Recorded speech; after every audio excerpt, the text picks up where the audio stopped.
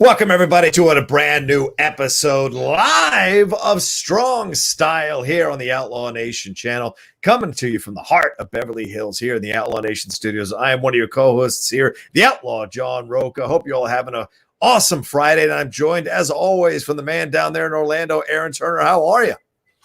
My week's been shit, but I'm hoping that the Strong Style community will bring me back up. But I do got to show you something, because I got this actually brightened my spirits. You know, we got to wear masks in a lot of places this day and age. So we do. So I got this. This is a net gator, and if you guys are aware of this logo, it is of one Bret the Hitman Hart. Oh man. So got the Hitman trunks rocking here with the new net gator. I'm really excited about it. I got that on Etsy. Yeah. So how much was that? Very excited about that. $2 or $3? How much were they selling? $10. $10 $10 plus shipping. Sounds about right. It's out of a company out of Las Vegas. They're not a sponsor, but it's called Breakneck Net Gators. So there you go. They have Bret Hart. They have the LOD. They've got some cool designs on there. Yeah, that's awesome. Yeah, I got a Net Gator one off Amazon. It was my the Guy Fawkes mask, so I wear that around. Oh, nice. So I just play with that thing every once in a while. But yeah, it's fun to get one of those things, and they do like if you wrap them up right, it is as good as any mask you're gonna find. It just gets a little tight on you, so you just gotta get used to that for sure. But yeah, good stuff. Good to see Aaron. I'm sorry you're having a shit week, guys. Having a rough morning. So let's have fun today on this show, talking about all the stuff we're gonna talk about. We're gonna get into that Ric Flair 24 documentary. We're gonna get into those NXT Takeover in your house results. We're talking about some creative team stuff, and of course we're going to revisit the Undertaker versus Mankind from 1998's King of the Ring. It's a Hell in a Cell match, the most legendary, you could argue, Hell in a Cell match ever. Maybe not exactly for the match, but certainly for the things that happened in the match. We're going to get into all of it with all of you live watching us now. Please don't forget, send in your super chat, send in your Streamlabs. We'll answer any questions that you have about the world of professional wrestling or anything else going on in the world of professional wrestling. All right, my man. Let's jump into whatever you want. Do we start with our super chat first? Actually, we should do this right here. Sure. Thank you, Dodger Ryan. 124 says, happy Friday, John and Aaron. It's great how Karrion Kross is returning to be a dominant character in NXT. I've seen previous brands mess him up and have him lose like a chump before. So that's obviously a reference to him being at the Takeover in your house event over the weekend. Aaron, any thoughts on this comment here? Well, Karrion Kross is a guy, Killer Kross and other promotions, AAA, Impact Wrestling, Lucha Underground. He was the White Rabbit. So he's been around. I don't know if he's a known quantity with a lot of fans. Obviously has a great look and an excellent entrance as he comes out there with Scarlett Bordeaux, or she known as Scarlett in NXT, his real life girlfriend. So, I mean, it's just the whole package is really great. And what he brings to the table, obviously, the way that he destroyed Tommaso Ciampa, we can talk about that a little bit later. But just the way that he's been, presented, the way that he's been executing has been amazing. And not only that, if you watch this past week's episode of NXT, we can talk about that later. The end of it. Chef's kiss. Perfect ending to NXT this weekend. But I'm really excited for the future of Karrion Kross. And you can tell that Triple H and Shawn Michaels and the powers that be in NXT are also quite behind him. They're in that corner as well and loving him. Yeah, I mean, if you give him a win over Ciampa, that tells you something, doesn't it? And so if they got a vibe, they got a feeling about this guy, they're usually not wrong when it comes down to NXT. That's for damn sure. Where do you want to start with today's show, my man? Well, let's just keep it sad, and let's talk about the Ric Flair 24. We can talk about that if you want. Woo! Yeah, so let's do it. Woo, exactly. Yeah, I mean, man, why don't you start this off? Because it's just made me sad watching this whole thing. Oh, I actually, I mean, it was meant to, of course, evoke the, the pay-per-view that happened at WrestleMania, supposedly the last match of Ric Flair's career that he was retiring. And of course, he went on and wrestled for a few more years after that in different federations. But for the WWE, he was retiring. I thought this documentary was excellent, very well done. obviously shot for regular television as well, as those gaps and those black frames came at certain times where you would put commercials. So the WWE being really smart now, understanding that their docs that they make aren't just for a straight watch streaming service. They're also going to transfer over into either Fox or Fox Sports, where I've seen some of their stuff already from the WWE show up. So I liked that the style they approached it to, the way they edited it was made for television. But I loved exploring the behind the scenes stuff that was going on here. You know, pulling the curtain back is a joy for those of us who've watched it for so long. I mean, seeing Dusty and Rick, who had some of the most insane, vignettes and brutal vignettes and rivalries in the past, see them sharing moments of, really affection as friends, as guys who've been up and down the road together for many years.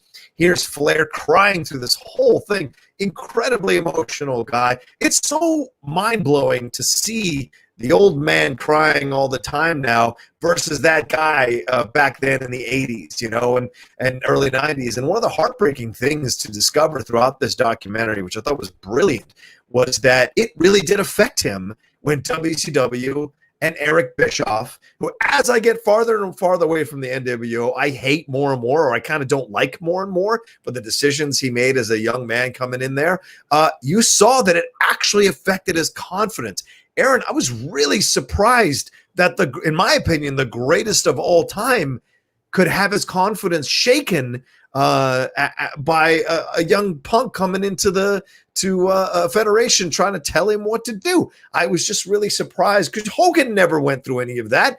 You never hear about Stone Cold necessarily going through any of that, or The Rock or Triple H. Like, all of them seem to have been able to navigate, once they hit their popularity, what to do with their characters.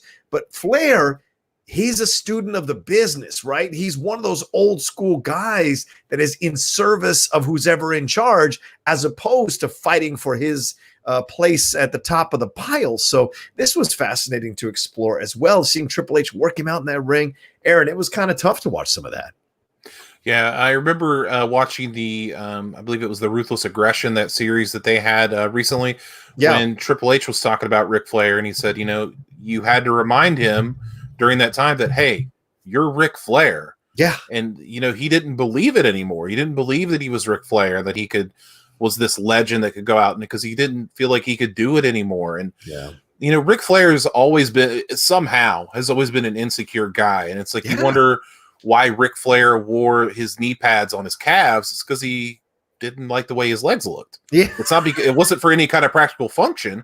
He had small legs. Yeah. Why did he wrestle in a t-shirt on the last Monday Nitro against Sting? It's because he was out of shape, and he didn't want people to see him out of shape. He always wanted to be at his Ric Flair best.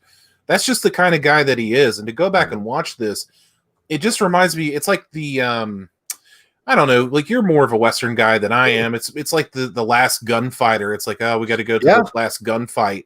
Right. And it's just, it's just very sad to see somebody that you grow up watching and you love and think is probably, if not the best of all time, is definitely up there in that discussion for sure. Just to see him going out here, but him and Shawn Michaels both at this time period, wow, man. Like, it's kind of amazing how that match came together at WrestleMania and how good it really was. Yeah. And the fact that Shawn Michaels was able to not only get a great match out of Ric Flair, to get an all-timer match out of Ric Flair, and to convince you that this was a real competitive match. And it's one of those moments that you'll never forget, the super kick, I'm sorry, I love you, the second super kick. Good, man. That's wrestling, of course, is a show, and sometimes it's poetry, and that's one time where it was definitely poetry to see. Well, it's also reflective of the change, right, Aaron, that has happened in wrestling over the last 2 or 3 decades. There's more breaking the fourth wall for emotion than there's ever been before, from what I can recall. I mean, it starts with the Click and the Four, them doing that thing, the Too Sweet thing, and then you could trace it all the way to Bret Hart punching Vince. You could trace it to Hogan and Vince Russo. You can go to the 4 horsewomen hugging each other after that Bayley versus Sasha Banks match, and then you look at this moment here in where Shawn Michaels, obviously happening before that moment with the 4 horsewomen, but you see Shawn Michaels saying, "I'm sorry," like that's not done.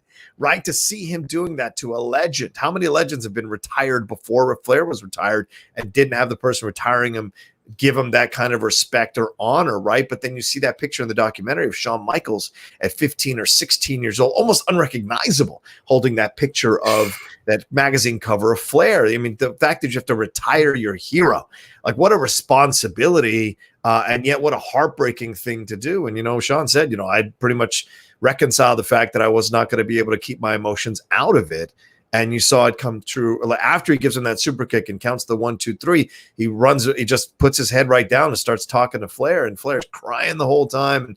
And then, seeing young Charlotte Flair, seeing her, Ashley, seeing her like the progression of her ages, right? And talk David, the tragedy they happened with David, all of that mixed into this whole thing is just, I don't know. It's tough to watch it. It was tough to watch at times, but I was also very grateful that they did the documentary because you get a chance to peek behind the window and curtain rather, and kind of, love Ric Flair even more for his quote unquote honesty, which, Triple H will sometimes say isn't 100% honest, but you could tell the emotions and his love for the business was it just permeates through his body, man. He's one of these guys that like holds on until the end, until the absolute end. There's that line in Field of Dreams where we're talking about Shoeless Joe Jackson, and Kevin Costner says, my dad said he saw him. He was 50 years old or 55 years old, still trying to play in the minor leagues and on some terrible team in some podunk town. But it was because he just loved the game so much. He had to be with it.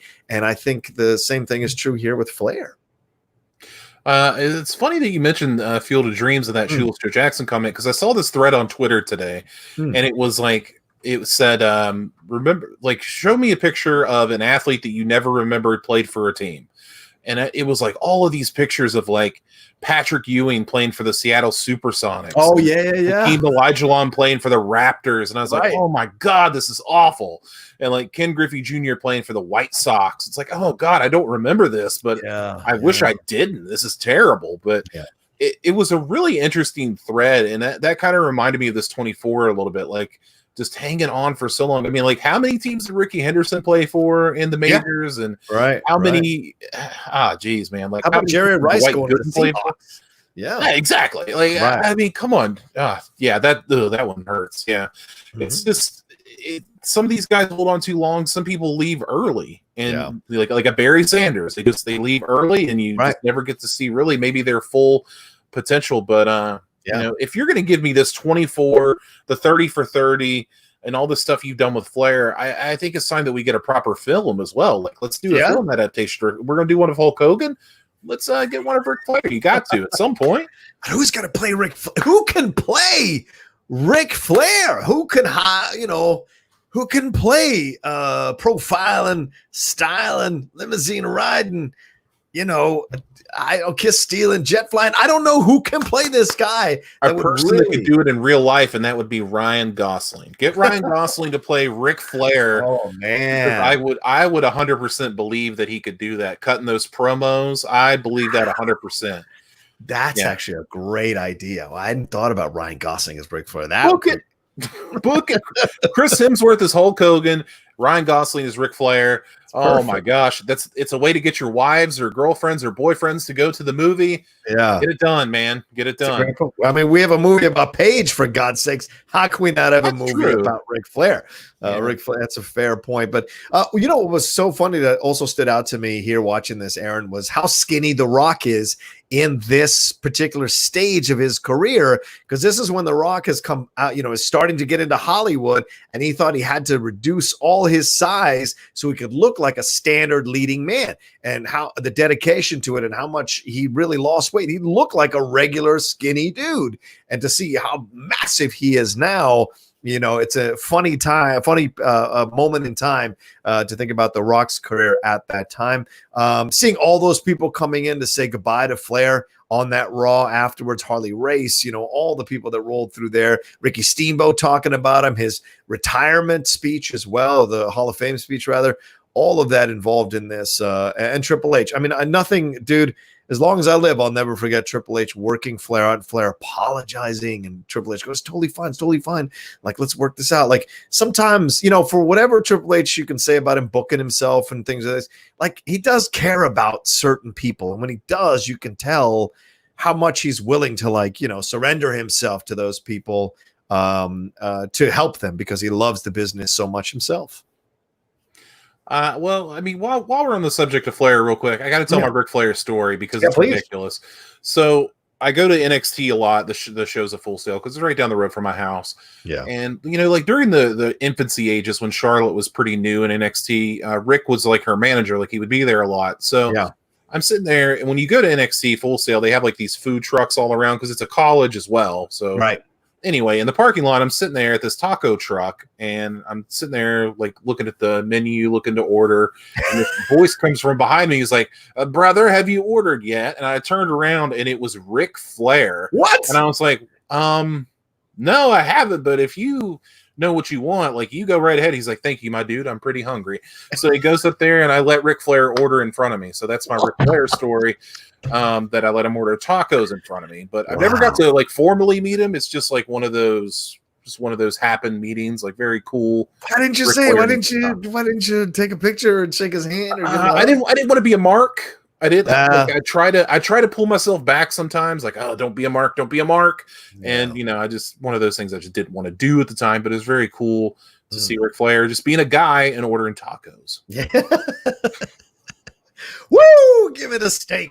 Woo! But it was great to revisit the old promos of his and seeing it, but hearing the honest truth about him. I think I actually prefer this 24 doc over that 30 for 30 doc because that 30 for 30 doc is constantly being undermined by everyone going, well, you can't believe half the stuff Ric Flair says or half the stuff coming out of his mouth is a little fantastical. And you just go, well, then why am I watching this? This is no longer a documentary. This was a documentary with great interviews with everybody talking about this stuff. And I think, man, Flair broke my heart when he's like, sometimes I wish people could just think of me from back in the 80s and early 90s. And I wish that had stopped. There's almost a longing for the fact that if he'd gone the Magnum TA route and had died early or the Kerry Von Erich route. Magnum TA didn't die. Right. Sorry. Yeah. He was injured, or he was in a wheelchair. But I apologize. More like Kerry Von Erich. Kerry Von Erich, yes. Yeah. But something else I want to say about Ric Flair during the latter stages of Ric Flair's career, not only that match with Shawn Michaels, which is great, there's the match that he had with Brock Lesnar, of all people, on an episode of Monday Night Raw from like 08, 09, somewhere in that area. It's only like 8 or 9 minutes. It's a fantastic match. Like, I've never seen somebody like Matt try to, except for maybe Kurt Angle, like Matt wrestle Brock Lesnar in like an actual wrestling match. Right. And Ric Flair puts him through the paces. It's an excellent match. Like, if you go back, I'll try to find it and link it. Because someone on Twitter linked it recently. It's an excellent match. Like, just 8 minutes or so, just get through it. It's really cool to watch. Yeah, don't disagree. All right, well, that's cool. But this is fantastic. If you haven't watched it, it's about 47 minutes, something like that. I highly recommend it. WWE puts out some fantastic promos and packages, but their documentaries are absolutely incredible as well. Whatever you say about WWE, they have top of the line production talent behind the scenes doing great work. They really understand what a wrestling fan wants to see and how much to reveal as well to get you to enjoy their documentaries. I'm gonna go on a run of that Undertaker show, The Last Ride. I'm gonna watch all those back to back and enjoy those as well coming up real soon. I got a little bit of time. Somebody mentioned that the Jay Lethal promo is one of the best with him and Jay Lethal go on at TNA. You've seen that one. Do you like that one, or do you find it to be not as good as everyone else says it is? I hope so. I haven't got a chance to watch it yet. Hopefully soon. Yeah. Did you hear did you hear me with the Jay Lethal promo? Someone talked about it in the chat. You've seen Jay Lethal versus Ric Flair. Have you seen the promo off? Oh God, of course. Right. One of the greatest things ever. Sorry, my head. I'm trying to do headphones and they cut out on me. So, okay, no worries. Oh yeah, absolutely. I kind of watch that thing like every couple of years just to be reminded of how good Jay Lethal is, because at one point Ric Flair gets hot. Yeah, you see him getting kind of mad about it, and he's like, "Don't you dare don't you dare. And then Jay That's my line. That's my line. So good. He's so good. Oh my God. Between that and the Macho Man Randy, the Black Machismo stuff, like, yeah, how Jay Lethal wasn't like a Titanic megastar after that, I'll never know. Yeah, me too, man. I don't know how he didn't go to WWE and just explode like crazy. He's still doing it, though. He's still winning titles, still doing his thing. But yeah, do you have a favorite Ric Flair promo? Do you have a favorite Ric Flair ever? Of course, the wheeling, dealing, Rolex wearing, the thing from Mid-Atlantic. But the one that really gets me is that Royal Rumble we talked about in our first episode. Oh, yeah. Where he's got the bloody face. He's, with a tear in my eye. Just classic Ric Flair. And the one where he comes back against Eric Bischoff on Monday Nitro, and he goes, Eric Bischoff, you are a no good son of a bitch. And just the way that he does that is so good. And then he throws, like, he gets down to like his underwear. Like, it's crazy. Like, it's so good. But anytime you're gonna put Ric Flair on my screen, he's like one of these guys that doesn't have a lot of controversy to the name, so he's like kind of beholden to this certain level. Like, he's transcended pop culture in the way that most wrestlers don't.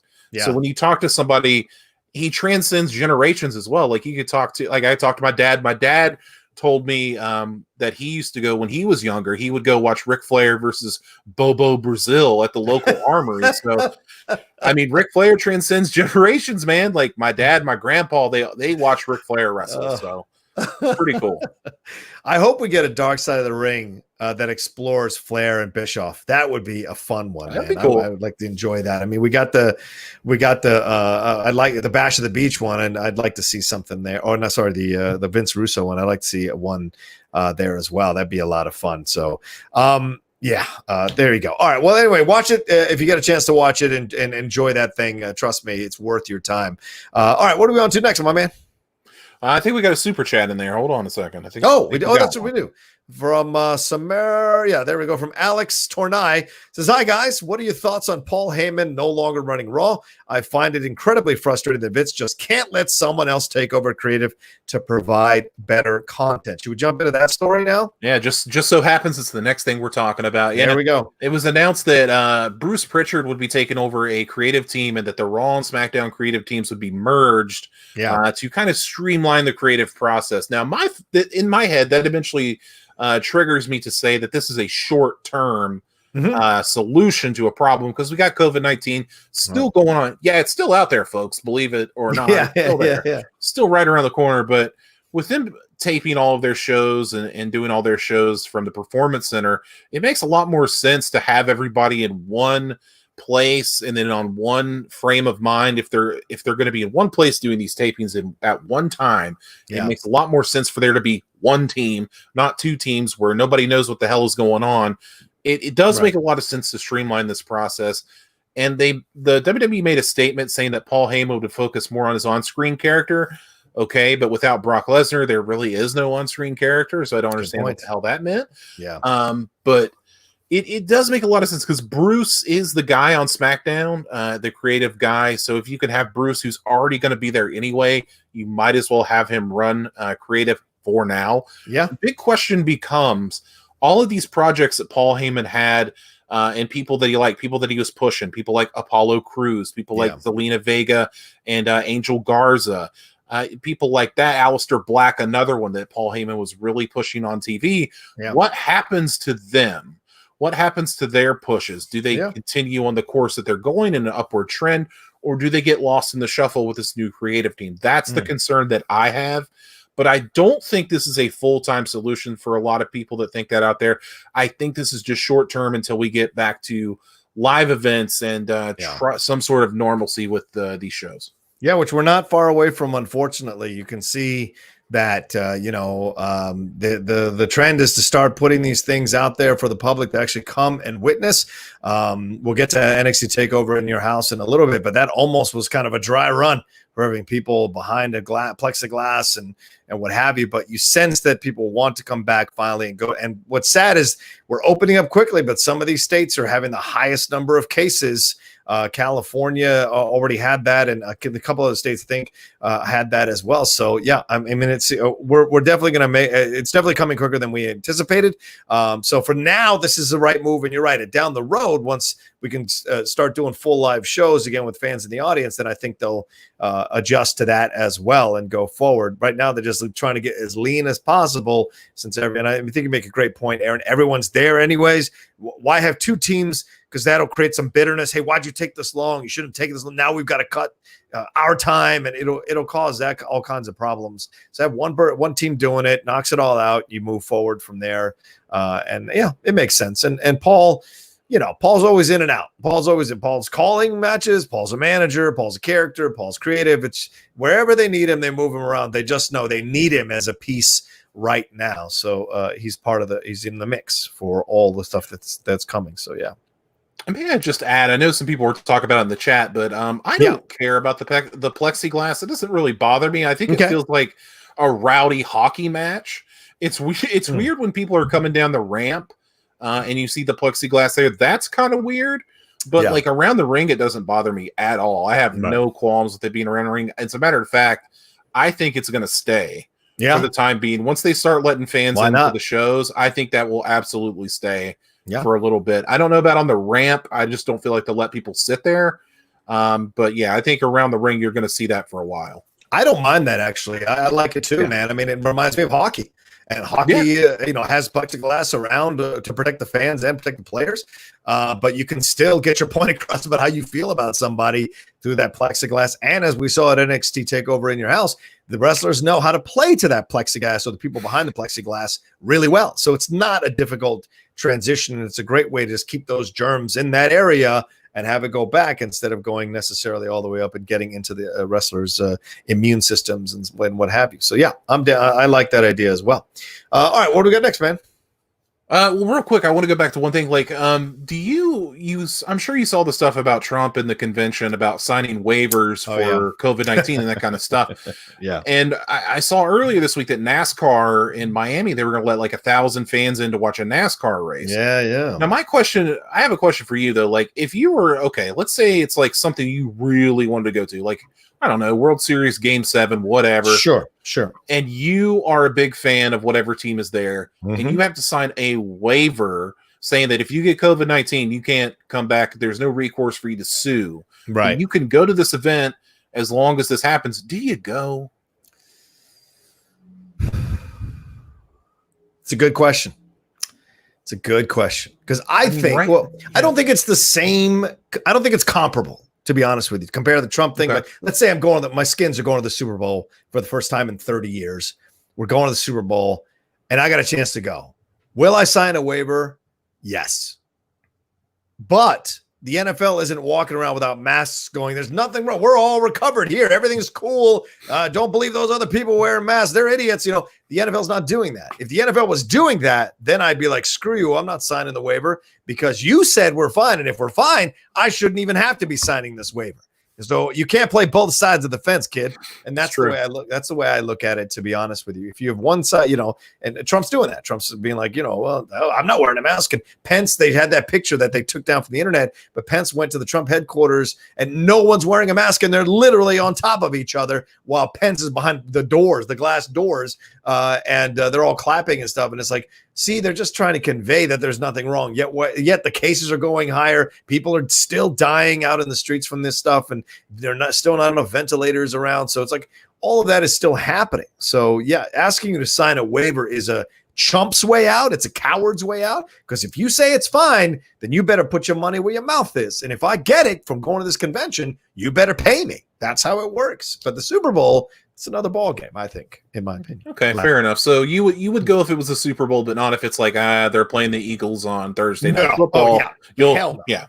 Okay. Yeah. All right. It would have to. You're right. That was kind of that's really not comparable. You're right. Yeah, that was. No, but I get your point of what you were trying to get to. I just think there's a more nuanced approach to it in that way. But yeah. All right. What do we got next, man? Let's go ahead and talk about the match of the week because I kind of want to save the NXT talk for the end. Let's go ahead and get there.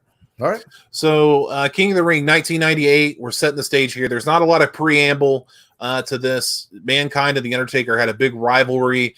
They had the Boiler Room Brawl, and Paul Bearer turned on the Undertaker for the first time, cracking his head with the urn when Mankind was the chosen one. So now we have the Undertaker, Mankind in the second ever Hell in a Cell match. Yeah. And this, I got to tell you, man, like I hadn't watched this all the way through in a long time. Of course, I've seen the highlights throughout my entire life. Since 1998, it's on every friggin' highlight reel there ever was. But, you and I were talking off air.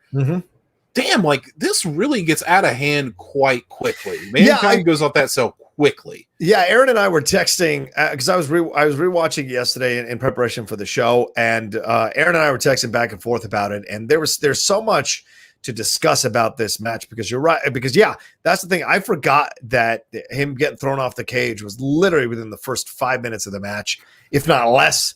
Mankind comes out, climbs up that thing, which is, I don't know if it had ever been done before, where someone comes out to a cage match and climbs up to the top of the cage as a form of intimidation. Then Undertaker comes out, and it's not the 20-minute intro of Undertaker. It's just a standard and he immediately climbs, and the crowd's going crazy. Then they exchange some blows up there, and then Mankind's just kind of hanging out for a second, and all of a sudden, Undertaker just moves forward, grabs him, and then throws him. It's so quick. There's no tease. There's no like hanging on by the edge. It's just boom, boom, boom. And then it happens. And the crowd even is in a state of shock when it happens. You see some people react with their arms up, and other people are just like, what did we just see? And he hits with such a sickening thud. And then you see the blood immediately on his arm. You see him lying around. And of course, Jim Ross is going insane. And there's a 15-minute documentary out there about it where Jim Ross says, like, that's an actual call. Like, I did not know they were going to do that. So you see, my reaction to it is what my authentic reaction to it. I really thought he was seriously injured. I thought he was in no condition to wrestle afterwards. And of course, Foley talks about all the different injuries he suffered throughout that match. But that moment, you're just like, holy shit, what have we done here? And it's one of the signature moments of the Attitude Era where wrestling went to a whole nother level. And then Foley, in that 15-minute documentary, also mentions that Vince came up to me and said, hey, have you been up? Because he had mentioned he was going to do that. And Foley said, yeah. Foley was like there, and Vince came up to us like, so did you go to the top of the cage? You okay with it? Foley's like, yeah, absolutely. Is it easy? He's like, yeah, no problem. And he says those were the two biggest lies I told back-to-back ever in my career, because if I had gone up there and seen how high it was, I would have never allowed the Undertaker to throw me off the top of the cage. So many things had to work in a certain way. And of course, Foley being the kind of like, I'll take a chance, adventurous guy that he was willing to kind of get up there and take that. And of course, Undertaker did it. And it wasn't even the end of the match. I mean, every other match would have ended after that, for God's sakes. But this thing keeps going. It's such a long time that he's on the ground. Yeah, it is. I don't care what kind of fan you are, like if you were there or whatever. There's no way you thought that Mankind was going to be thrown off at the top of that cell. There's nobody that thought that. And I hate to tell you, there was no crash pad. There was no crash pad underneath that ring. When we were talking about Shane McMahon falling, Shane McMahon had a crash pad. Mick Foley didn't have to. You know what Mick Foley crashed on? Television monitors. Yeah. That's what he crashed on. And I'm telling you, man, 2 feet, 1 foot, either way, Mick Foley's dead. He's in the front row. People are seriously injured. Like how that was so perfect if you call it that. Yeah. It's landed so perfectly as to not injure himself, killing himself, or injuring anybody else is unbelievable. And yeah, like you said, Jerry the King Lawler and Jim Ross are so good on this call. At one point, that's it. Oh my, as God is my witness, he's broken in half. And then they killed him. And then Jerry Lawler with the greatest line I think he's ever said, where he said, that's it, he's dead. Oh my God, it's so good. It was so simple. He's like, that's it, he's dead. Oh God, it's so understated and perfect. It's a good way to, it's like a layout line. It's just so perfectly done. But what's funny about it is, so he lays there forever, and then they put him on the gurney, and you're like, okay, well, this match is over. Thank you for that amazing highlight. But no, Mick Foley gets back up and says, all right, let's just continue this, climbs back to the top of the cage. You can see at the beginning when they were walking across the top of the cell that some of the zip ties broke. That's why they were slipping in. Yeah. And then when Undertaker goes for the choke slam, it wasn't supposed to break like that. Right. And Mick Foley just kerplunk through it. The chair comes and hits him in the mouth. That's why he has the busted teeth. Yeah. And oh my God, just the way that he looked, like his tooth was in his nose, and Jim Ross even talks about that. And I had forgotten that Mick Foley got offense in this match. Yes, he did. I thought he just got his ass kicked the whole time. No, Foley could have won this thing. Foley could have won this thing. He put some brutal shots on the Undertaker, some DDT. He DDT'd him on the chair, for God's sakes. Normally, that's a 1, 2, 3 in any other match. He short DDT'd him a couple times as well. Out there, had Undertaker miss Foley and hit the cage. Like there was enough of offense where Foley could have turned this thing around and won it, which would have been one of the most incredible turnarounds ever. But you're right, Terry Funk coming out there helping him. Foley, and look, I know it's not right. It shouldn't be something you show to people to motivate them, blah, blah, blah. But when Foley is being held and turns and smiles and rips out of the hands of everybody else and runs that cage and starts climbing up, I can't help but go insane, because that's that kind of warrior spirit. And I know it's pre-written matches, or the matches are planned out ahead of time, but that is something that you don't expect. And Foley says himself again in that 15-minute little mini doc, he says that if he had taken the bump like he normally takes the bump in a wrestling match, he would have died. Because normally when he did that chokeslam with Undertaker, he throws his legs up in the air and Undertaker throws him down. But because Foley left one leg under, didn't lift both legs up, he was able to maneuver himself when he fell through that cage in a way that he fell on the top of his chest top of his back instead of like his entire midsection, which could have really hurt him deeply. It could have broken his spine, cracked his spine. Because as much as you and I know, Aaron, underneath that thing is wood. Underneath the ring is wood. Yeah, it's spring, but it's still wood. So when he hit that hard, you're just like, oh my God. And Aaron, another thing I'm thinking about as we talk about this, how many years away is this from Owen Hart's death? This was a year before. A year before. I'm sorry, the year after. The year after. It's even worse. The year after Owen Hart's death, and you're throwing someone off the cage. I'm sorry. I think that's actually the next year. 99? 99 is when. Okay. So, all right. Yeah. But still, man. And so all of that. And then you get the thumbtacks. And you get the chair being used. As if it couldn't get any crazier. Let's put some thumbtacks in there. I was like, what the hell is going on with this thing? And then, of course, Foley, the good thing about it is that Foley, you could see him like maneuvering himself when the Undertaker threw him on it the first time. He didn't get it. Like he was like kind of rolling around. He's like, not quite. And then you see him like just get thrown onto those tacks, and they're all in his back and all in his foot and just like everywhere. Yeah. And I'm like, this is the craziest son of a bitch I've ever seen. Like, I've seen the Cactus Jack matches in WCW when he would jump onto a concrete floor and stuff like that. Right. And I got to be honest with you guys, like, those kind of matches don't appeal to me. Like, I like ECW. I like Rob Van Dam in ECW. And yeah, he did some crazy stuff from time to time. But Rob Van Dam wasn't putting anyone through a flaming table. He wasn't jumping off scaffolding. He wasn't doing any of that kind of stuff. So when that was all Sabu. That was all Sabu. Exactly. And that's why my best friend likes Sabu and I like Rob Van Dam. But it's just like, it's just one of those things where you're like, oh my God, like, it shortens careers for sure. And I think it's relevant because, I mean, a lot of stuff, a lot of people criticized Randy Orton this week was criticizing people for doing high spots to shorten their career. And he would go down to NXT and show some NXT people how to do that properly to keep some years on their life, whether that's kayfabe or not. Yeah. Randy does have a point there because, Randy had a lot of those matches earlier in his career, but since then has really tapered off and had more, normal, safer matches, if you will. But right, you got to think, like, look at a guy like Edge. Like, Edge had matches like this where he's jumping off of ladders and stuff, and his career ended real quick. And only recently has he come back, of course, and thank God for that.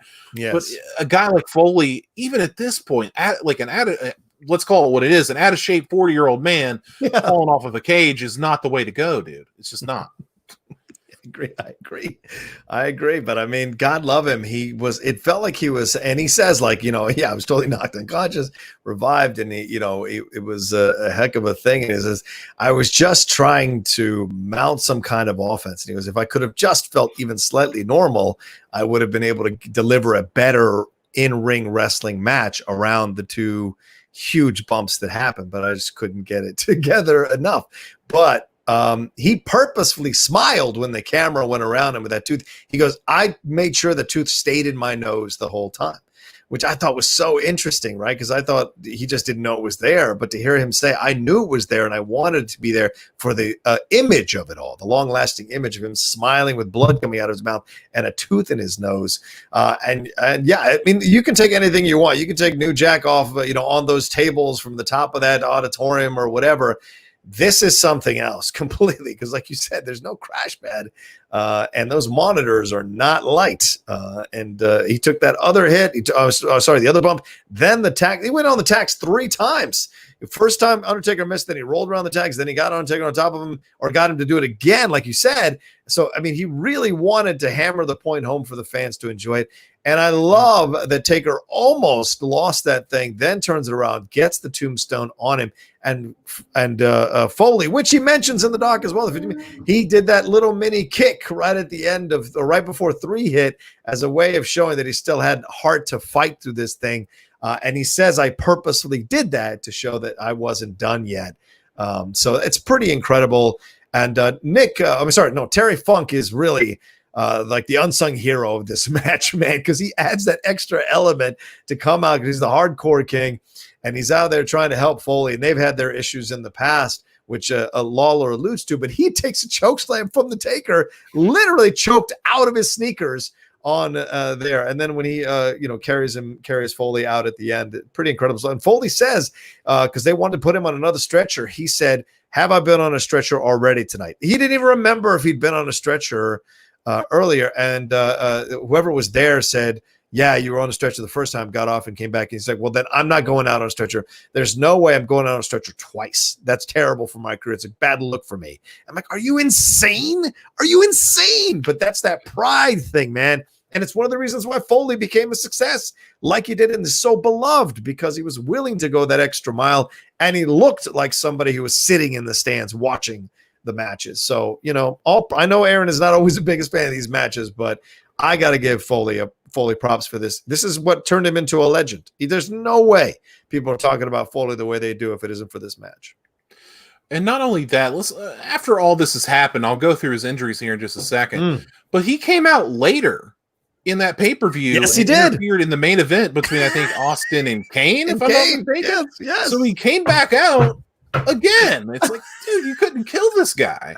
You really couldn't kill this guy. And between this match and The Rock, the match he had with The Rock at Royal Rumble, where he took all those chair shots, I can't watch that match anymore. No. Like, it's just, it's horrible. Knowing what we know about CTE, it's just, oh my God. Yeah. But let's go ahead and go through the aftermath. And the aftermath is just going to be all of Mick Foley's injuries. He suffered a concussion, dislocated left shoulder, bruised ribs, internal bleeding, puncture wounds from the tacks, of course, dislocated his jaw, which was put back in place during the match. And it says he also lost between 1 and 2 teeth during the match as well. So, listen, man, I don't know what to tell you. Like, we talked about this too. Chris Jericho, one of the best of all time. You remember he had that Hell in a Cell match with Triple H, Chris Jericho said in a radio show a long time ago, he said, I climbed to the top of the cell. I just wanted to see what it was like when Mick fell off the cell or jumped off the cell, to see what that would have been like. And he said he got up to the top. This was before the show. This wasn't during the match. But he got off, he got to the edge, and he said, oh, no, fuck that. So Chris Jericho, one of the best of all time to do it, is just like, no, hell no. He's not going to do it. So I always think that's a cool nugget to add to this match. That if Chris Jericho, one of the best, isn't going to do it, then I don't think anybody should have probably done it. But but there you go. And credit to Vince, like Foley said when he went back after the match and behind the curtain, Vince hugged him and said, thank you for everything you've done for this business and for our company, but don't you ever do this again. Right. And so, and also something that I didn't know until I watched that mini doc was that Undertaker's foot was fractured coming into the match. Yeah. So he already had an injury himself that he was trying to cover. So this match was going to be a short match either way. Right. And so this just accelerated the believability of why it was a short match. and the fans weren't shortchanged. And Foley said that when they came out, because Hell in a Cell, I guess, had kind of lost its luster by this point, and the fans were kind of half cheering when Foley came out because they didn't seem to be that excited about it. And he knew if they could do this situation where he threw him off the top of the cage, the fans would go insane. It would get him back into it. And sure enough, it did. Right. And it's incredible for The Undertaker to have such a phenomenal career that this is just one of those footnotes, one of many footnotes for The Undertaker, because that was a hell of a thing to be a part of. It's more of a footnote for Mick Foley than it is The Undertaker, which is kind of surprising considering he's the one that threw him off the Hell in a Cell. Good point. Wild. Good point. All right. Well, that's us. Every week we're going to revisit a classic match. And that was certainly one that I've been waiting for us to talk about for quite some time. It was great to relive it again. And it was great to enjoy Jerry Lawler and Jim Ross calling that whole thing. Like Aaron mentioned, the numerous famous lines, but all the other lines that aren't as famous that work so well throughout it. Jim Ross legitimately going like, get somebody out here. I'm not joking. I'm serious. Get somebody out here. Like legitimately angry and frustrated that they haven't sent a medical team out as quickly as possible after Foley hits that table. And Lawler saying, he's smiling. My God, he's smiling. Like all those little things just give so much more life to this match. I don't think it would be as great without their call as well, You're 100% right. It's just one of those classic King and Lawler shows and some of their best stuff. Yeah, absolutely. What are you on to next, Aaron? We're going to our last story, which is the NXT Takeover results from the weekend. Okay. So this was on Sunday night instead of Saturday, which was a nice change of pace. But we had the classic In Your House set. How cool was that to see? Yeah. Wondered if that was going to happen, if they were going to bring back the classic In Your House set, and they sure as hell did. NXT Takeover In Your House. So we're going to go over the results, and then we're going to talk about some bullet points here. No, don't you dare. No? Don't you dare. No? Without mentioning Todd Pettengill, your boy showing up. Boy. I was shocked out of my mind. The years have not been kind to poor Todd, but it was great to see him in there. Still thin, still, maintaining the same body shape, but that oversized coat was hilarious to see him in. And Todd did classic Todd stuff, throwing to those fake sponsors, going to the 900 number, just all of it. He was great color to this pay-per-view. Yeah, I don't know how they got him to do it because I know that Todd is. I don't know. For some reason I feel like they left on bad terms, but apparently not. So Todd Pettengill, a welcome comeback. Todd Pettengill was a part of my Saturday mornings for my entire childhood on WWF Mania and Livewire. For some reason, Rocha just doesn't like him. I love Todd Pettengill. I don't know, man. Back, I was over the moon watching these old promos. I was like, oh my God, this is like calling 1-800-COLLECT, man. Like, this is great. Like, but you liked him because you were a kid. And so when I got to know Todd Pettengill, he was playing for kids. I didn't like it. Oh, well. Well, you can blame Todd Pettengill because he was replaced on Livewire by a young Michael Cole. So there you go. Yeah, there you go. But let's get to the results now. Let's talk about Finn Balor defeated Damian Priest. Tegan Knox, Shotzi Blackheart, Mia Yim defeated Raquel Gonzalez, Dakota Kai, Candice LeRae.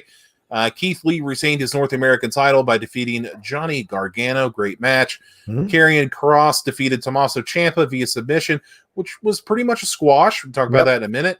Adam Cole defeated the Velveteen Dream to retain his NXT Heavyweight Championship in a backlot brawl. And, of course, I usually stand for the Queen, but I'll stand for Io Shirai all day. She defeated both Charlotte Flair and Rhea Ripley to win the NXT Women's Championship. So I gotta ask you, man, we were texted during this too. What stuck out for you in this? I'll be honest with you. I can't tell you how surprised I was to how can I say this correctly?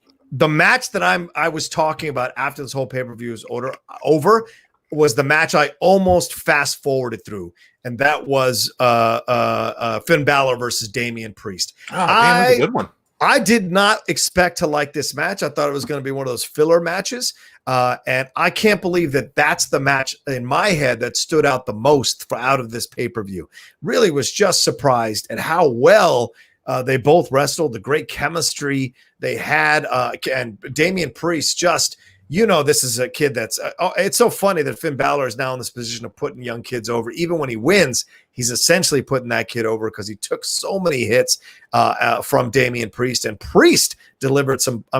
Priest delivered some punishment, but Priest also took some hits, like him falling backwards onto the steel steps, like just really showing his dedication. You know, we just finished talking about Foley. Sometimes these young wrestlers up and coming, they feel like they have to show their dedication to the game by taking some pretty hard physical bumps. And certainly Priest survived a few hard physical bumps throughout this match, but it was great to see Balor kind of challenged and frustrated and pushed as well. And by the end, it seemed like they had kind of respect for each other by the end of the match. So I can't believe that's my favorite match of the night.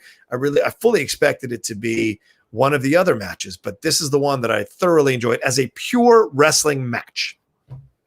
I will agree with you. I was very surprised at this match as well. Not that, I mean, I know both these guys are good, but I was not expecting them to put on a takeover quality match at a fanless essentially takeover. It was Triple H's favorite match as well. Yeah. He tweeted about it, said it was his favorite. Yeah. I gotta tell you, man, I'll stick with you on that one. The match that I was most disappointed in had to be Adam Cole, Velveteen Dream. Okay. These guys are so capable of much better stuff than what this was.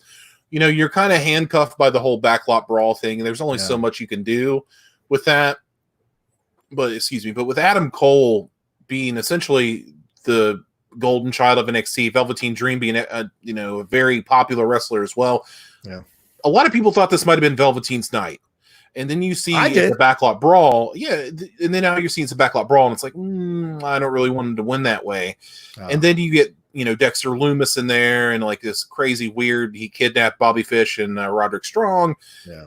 It just, I don't know, man. I'm kind of done with these cinematic matches. Like, I get it. It was COVID. We had to do something really creative to make these matches stand out. You had the Boneyard match, which was excellent. The Firefly Funhouse, which was good.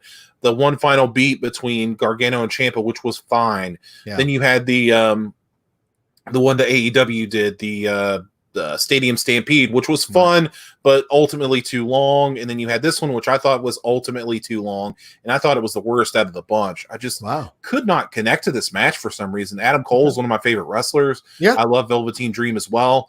It just did not hit for me at all. Yeah, I didn't mind it as much. I know I've seen some people who are upset about it. I just kept waiting for Velveteen to win this one because, with them setting it up that it was his last chance to win the title. As long as Adam Cole has the title, he won't get a chance.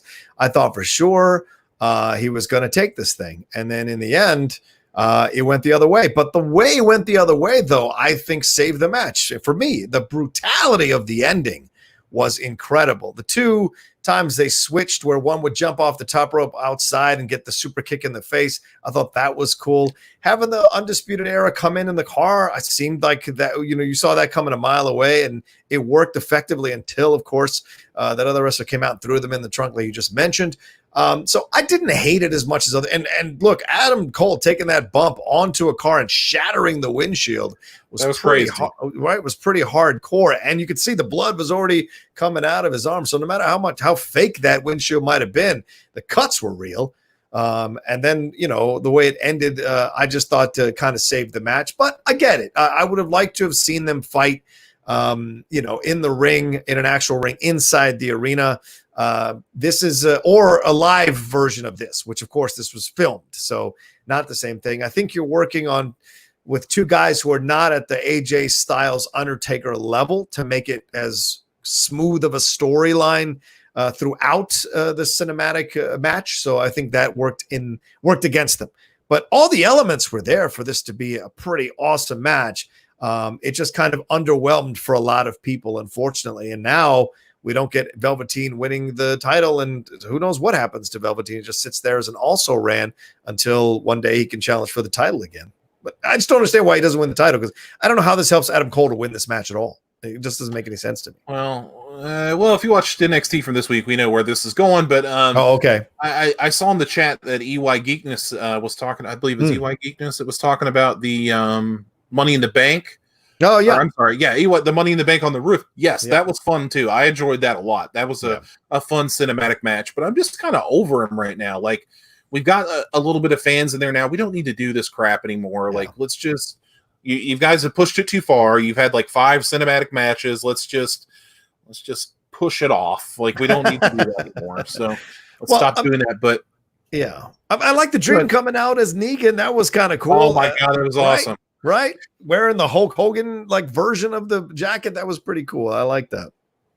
That was awesome. Very Dave Chappelle as Negan during that Saturday Night Live as well. That's what it reminded me of. But let's talk about the women's triple threat. Of course, you had Io Shirai really just putting on a damn show. Like, of course, she's one of the best female wrestlers in the entire world. I think that's undisputed, as Adam Cole would say. But the way that she was able to be the small person in this match with like the 2 giants was just so picture perfect. And I got to tell you, man, I don't give a rat's ass how much people hate Charlotte Flair.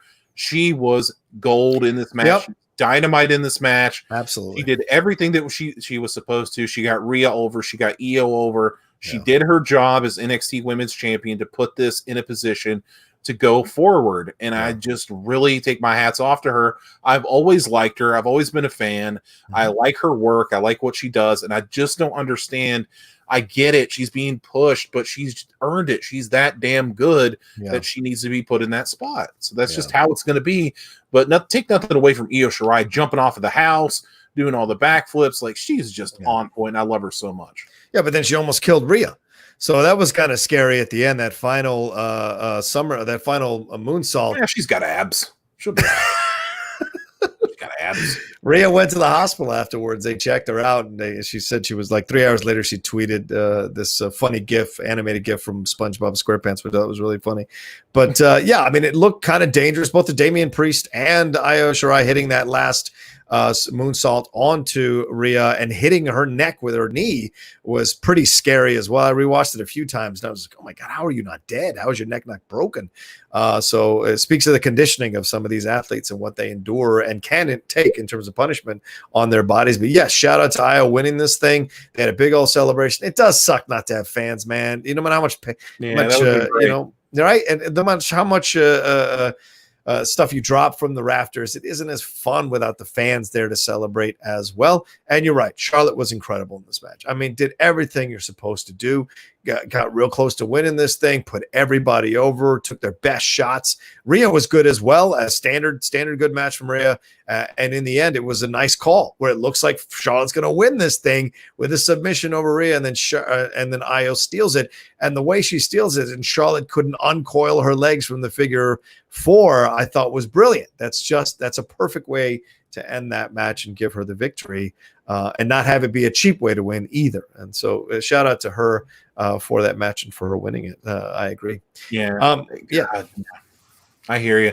But let's go ahead and talk about Karrion Kross. That's really the big story for me. Karrion Kross coming out with Scarlett, who's trying to make a run for my Mandy Rose heart these days. She's trying to steal it away from me. But yeah, Karrion Kross, essentially in a squash match against the former NXT champion, Tommaso Ciampa, looking great as always. Yeah. And, Ciampa hit him with that DDT on the outside, did get some offense in, was looking pretty good. Yeah. But it was ultimately Karrion Kross via submission. And, if you watch NXT this past Wednesday, you saw Adam Cole defeat Dexter Lumis, and then the lights went out, and here came the hourglass, and it's now tick-tock for Adam Cole, it seems.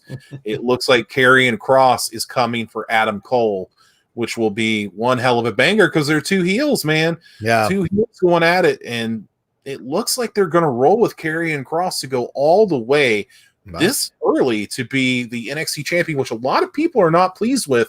But I will remind you that Kevin Owens, 2 months into NXT, was the champion. Yeah. So come on now, Karrion Kross has earned this. Let's see what he can do against Adam Cole. I'm sure it'll be a banger. Yeah. I thought it was what you said, a squash match. Took care of business. I was surprised they called a squash match for Ciampa, because Ciampa has been able to fight like crazy and for long minutes in a match. So I was surprised to make that call. But yeah, like you said, if they're promoting this guy, they have to have him stomp through everybody on his way to the title. And so, we'll see what happens with this match if Adam Cole wins this thing. But it seems like, I think you're right, that they had him beat Velveteen, so Karrion Kross could do it. And Velveteen's a face, so immediately Velveteen versus Karrion Kross might be the next program, with Velveteen as the face and Karrion as the heel, of course. So that could be something they set up as well. Because I mean, Velveteen's too good, man. At some point, either give him the belt or move him up. He's just too good. He's just too good. You can't keep him at NXT for too much longer, I think, in my opinion. So, I do want to touch on the other two matches, if you don't mind, Aaron. Sure, yeah, of course. I did not like the 6-woman match, man. I was really hoping to enjoy it because I'm never disappointed by Candice LeRae, but I was kind of disappointed by Candice LeRae, I'll be honest with you. I think everyone had their shots, but having Raquel Gonzalez kind of stomp around almost like what's his face? What's the big dude who was in Longest Yard? Who was a Great wrestler? Khali?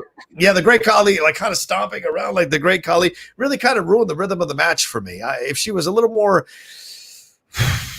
what can I say? A little more flexible, a little more into the flow of things, a little more physical in terms of the movement, a little more stylish in her approach, I think would have enjoyed. I know she's supposed to be the brutal one, but you can do that without. I mean, look at Brian Gage, for God's sakes. He's brutal, but he can fly off a top rope, you know. And I just felt like Raquel Gonzalez kind of slowed the pace down every time she was involved in something, and it kind of ruined the rhythm. I thought Shotzi Blackheart at times was a bit slow on some of those spots. But overall, I mean, I was a bit disappointed, and I usually love the 6-women tag team matches to start a show, or a tag team match to start a show from the women. But for this one, it just didn't do it for me. And the Keith Lee versus Gargano match, I thought that was a really good match, actually. And Keith Lee coming out with the Black Lives Matter, that was really surprising, especially with WWE. I was very surprised he came out with that. But they made it work, that he was injuring his hand and kept working on his hand, and then the key in the eye. All of that, and then Candice LeRae coming out, of course, as well. It just all worked, and Keith retained it. I don't know what we do with Gargano now, though, man. Like, you know, it's my NXT. I built it, blah, blah, blah. Well, if you lose to Keith Lee, which is he's not even like the guy with the top title in that version of that section of NXT, then, you know, sure. What do you go next? Especially when it looks like Keith Lee's going to be moving forward against Finn Balor. I mean, according to this week's NXT. So, yeah, I'm not really sure what you do with Johnny, but I do agree with you that 6-woman tag was sloppy and slow. I think they're trying to make Raquel Gonzalez like a mixture of Diesel and Chyna, and it's just not working. Yeah, it really isn't. She's with the smaller Dakota Kai, and it's just not working out at all. But yeah, Keith Lee and Johnny Gargano, just sign me up for that any day of the week. Keith Lee is so good. He's such a big guy, but he moves so easily around the ring. And Johnny Gargano, of course, Johnny Wrestling, you can't go wrong there. So, right. I like the heel turn. Yeah, you like the heel turn of Johnny Gargano? Yeah, I do. I like the heel turn. So. Really? We're on opposite stuff. Yeah, it doesn't work. It's like NXT. Okay, in NXT, and I'll talk about this from the Candice LeRae side. Like, okay. In NXT, if you're a woman, your only character is you're a bitch, or like you're Rhea Ripley. Like, that's it. Like, you have no character. Okay. And like Chelsea Green in NXT, her character is she's hot. That's her character. Shotzi Blackheart, she's like a rebel chick. Okay, that's her character. That's it. Like, they have no form. Mm-hmm. You know, Dakota Kai, she's just a bitch. Like, I just don't like it. I don't like that kind of stuff. And maybe they just were bored with Candice and they had nothing to do, but I don't know. Just and Johnny too. It's like, is he a heel? Is he a face? Like, why do we keep doing this? I don't know. I think because it's the same kind of thing where if you stay too long, man, and they don't know what to do with you, you're just switching. It's like the Big Show. Same thing. Big Show is always like, well, is he heel this week? Is he face this week? Is he heel next week? Is he face next week? It's just like, it becomes annoying because at some point you miss the opportunity to move him up or move him out or put him in some other situation. I mean, I guess you just let him, kind of wrestle around the mid card section of NXT until maybe he gets another shot at the title down the road. Who knows? Or he moves up. You know, we've seen him wrestle in front of RAW or SmackDown audiences. I like Johnny. He needs to move up and get out of there. And so does Candice. I mean, I don't think Candice will ever win the title in the women's division up in the main roster, but I think both of them need to move up at some point because there's nothing for them to do down there but hold the fort down in the mid-card level now. I don't know. Just my thoughts. feel like we'll see. I have a question for people in the chat. If you're still there, is anybody in the chat wear a size large and live in the United States? If you do, if you would just comment, I would love to get you a free Strong Style t-shirt. Wow, look at that. How's that sound? So if anybody in there wears a large, next one to comment, you wear a size large, you live in the US, I'm gonna get you a free Strong Style t-shirt. So there you go. We can just do that because I have an overage right now. I got Sean Barreto, who donated to our Black Lives Matter drive last week. Yep. Amazing donations. I got in a hold of him. So he's getting one of them for sure. Cool. And I would like to give away the other one. So if anyone in there, you wear a large, you live in the US, tell me now. You might be in luck. Or no other comments. I don't know what's going on. Well, we've got a couple of Streamlabs. We should hit those up real quick. God, yeah, please.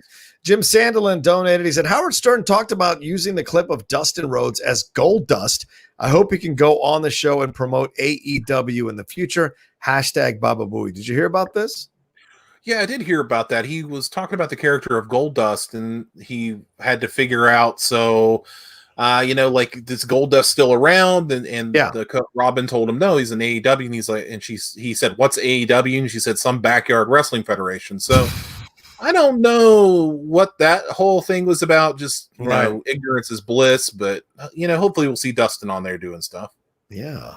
Well, Rhodes apparently went on Twitter and invited Howard Stern. He said, hey, Howard Stern, heard you and Robin were talking about me and our kick-ass company, AEW. I invite you anytime to come be ringside with your favorite wrestler ever. # Stern and Rhodes forever.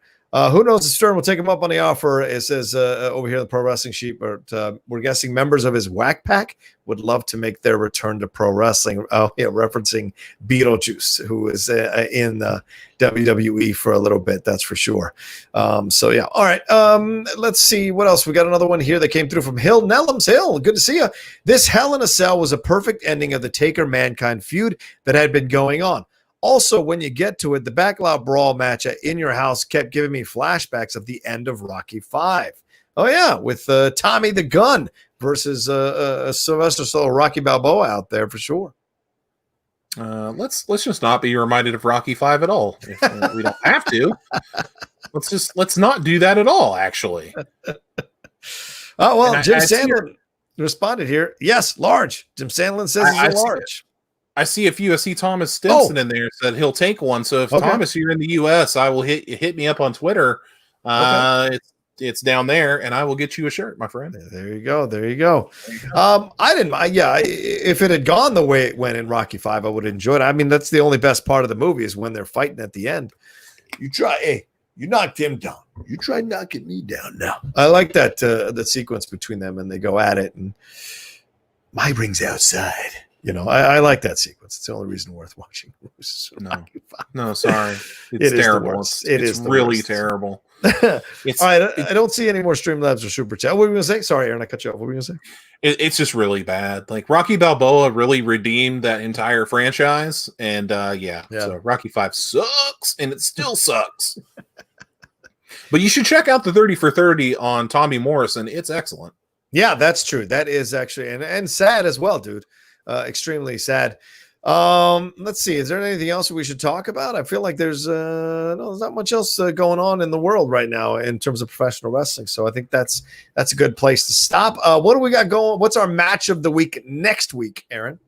All right. Excellent. So we're going to New Japan Pro Wrestling. They've recently announced that they're actually going to have some fans in attendance for the New Japan Cup final. So we're going to see asses and seats pretty soon, which is excellent. And so we'll have AJ Styles versus Shinsuke Nakamura from Wrestle Kingdom 10. We will have that epic encounter. And then, of course, the week after will be Sasha Banks versus Bayley for the NXT Women's title. We're all looking forward to talking about that one for sure. Yeah. So we'll see what unfolds between now and then. But, go ahead and bookmark that next week. Wrestle Kingdom 10, AJ versus Nakamura. It's going to be awesome. Yeah, I look forward to it. That's one of those legendary matches everybody talks about, and they never quite hit those heights here in the WWE when they went on that 6-month run of fighting each other at every pay-per-view. They never quite captured the quality of that Wrestle Kingdom 10 match, so it'll be exciting to revisit that one again and talk about it next week. All right, Aaron, where can people find you and everything you're doing, my man? You can find me on Twitter at only Aaron Turner, and we will be talking there. Talk about wrestling figures. We can talk about wrestling. We could talk about sports. We could talk about politics if you want. Other than that, hit me up. We'll have a good time. Well, yeah, you guys can always find me at The Rocha Says on Twitter and on Instagram. And please subscribe to the channel down below. Hit that subscription button. I got so much content coming here on the channel every day. There's something for you to watch and enjoy or catch up on. I just dropped today an interview with Dave Cyrus, who is one of the writers for the King of Staten Island, which is the new film with Pete Davidson in the lead and Judd Apatow directing. Actually, a damn good film. So one you should enjoy. And Dave talks about working with Pete Davidson, who they've been writing together for about 10, 12 years, and working with Judd Apatow, what it was like to be under his tutelage for his first feature film that actually got made. So all of that in the conversation. Also, I dropped a new interview with the director of You Don't Know Me, which is a film about the redemption of Showgirls. Yeah, that Showgirls movie that became a cult classic. He did a documentary and interviewed a bunch of film critics and former film critics about Paul Verhoeven, about his career, and about how the journey went from Showgirls went from flop to now cult classic in that way. And also, one last thing. It's dropping later on today on the Outlaw Nation Facebook group. So go be a part of the Outlaw Nation Facebook group. The Ultimate Schmodown Show. It's our entry into the Schmodown Show arena, and we created one called the Ultimate Schmodown Show. We got approval from Christian Harloff for that title. That's a Brian Ward graphic that he did for us, and these three great gentlemen are hosting the show. Yeah, well, maybe we'll have Aaron on as a guest. It would be awesome to get him to remember those days when he was hosting his own Schmodown show.